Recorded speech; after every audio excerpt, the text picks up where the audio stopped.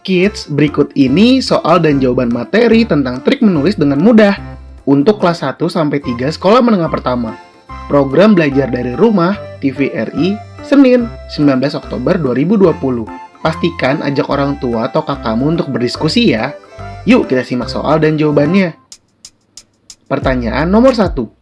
Jelaskan mengapa seorang penulis harus banyak membaca. Yuk kita lihat jawabannya.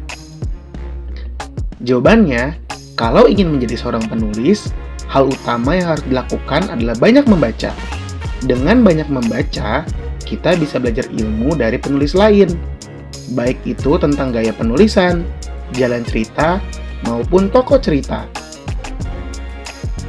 Kita juga bisa mengetahui tentang kelebihan penulis-penulis lain dan menggabungkannya dengan kelebihan kita. Dengan begitu, kita bisa menjadi penulis dengan banyak kemampuan.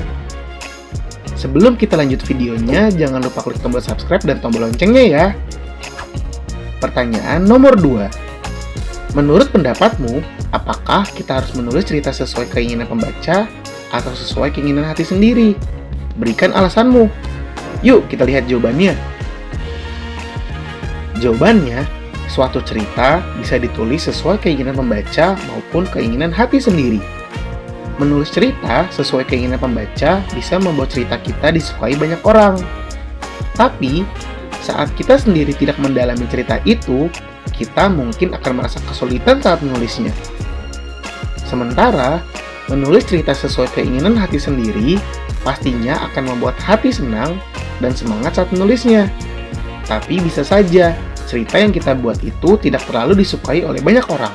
Pertanyaan nomor 3. Hal apa saja yang harus disiapkan sebelum menulis novel? Yuk kita lihat jawabannya. Jawabannya, pertama, kita harus banyak membaca.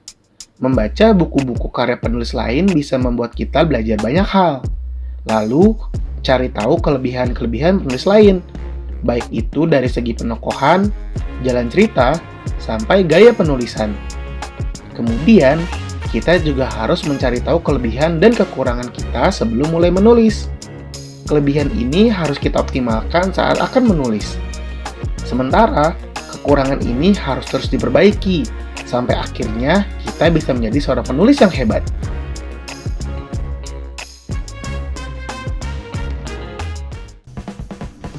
Sampai di sini dulu ya videonya.